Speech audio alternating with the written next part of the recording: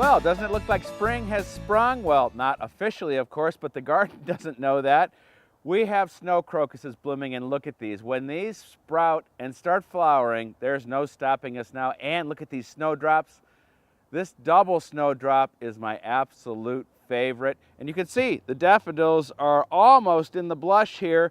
Now, we might be under snow in 2 weeks, who knows, but there's nothing we can do when these bulbs come up. It's just how nature is. Now, our first job is in the greenhouse. I turned the water on temporarily, and the hose gave way. We're not buying a new hose. Mr. Cheapskate is going to take care of that. We're going to fix it. Follow me.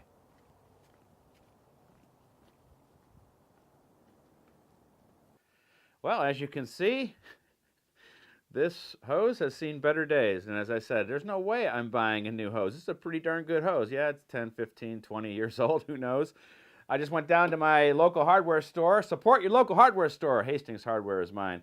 And I'm just going to cut off this end of this hose with these clippers. See how easy it is?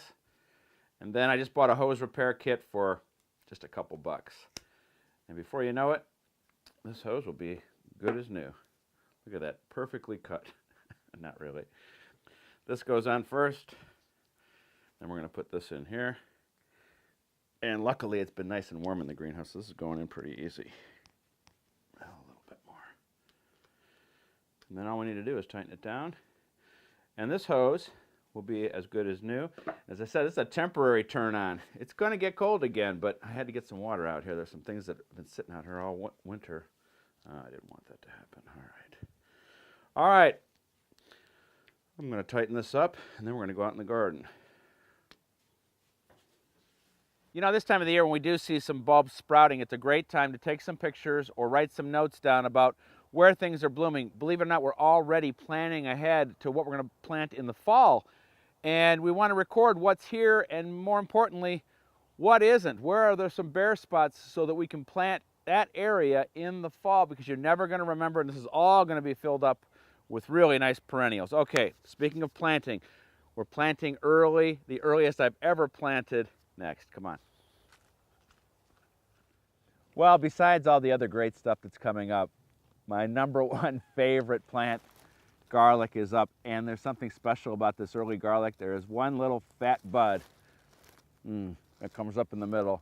It's only like this in the spring. And it is to die for. Lots of garlic. All right, I guess we got to get to work in a minute.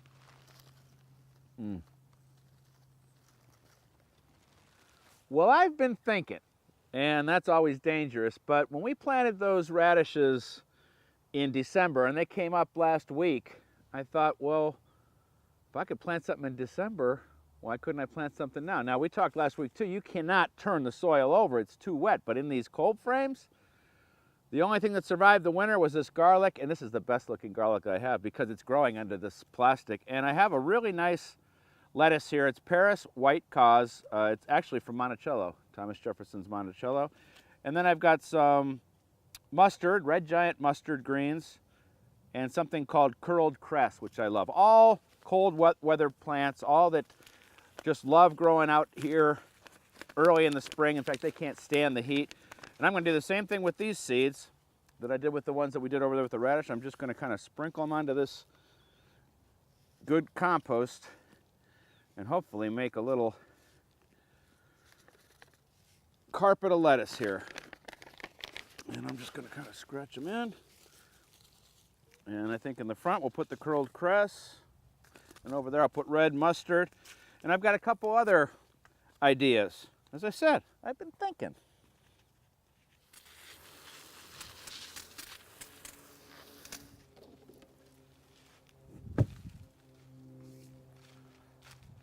I fixed it. And there's no leaking on the other side. I did something right. Now check me out online. That's where you can find lots of other great gardening stories, blog posts, videos, pictures, but also my stage schedule for the upcoming Duquesne Light Home and Garden Show. You can come to that show for free as long as you come see me speak. This is how you can find out. All right, I got so much work to do out there. You can see, clean up, get this cleaned up. My mother would call this disaster headquarters. All right, we'll see you next week.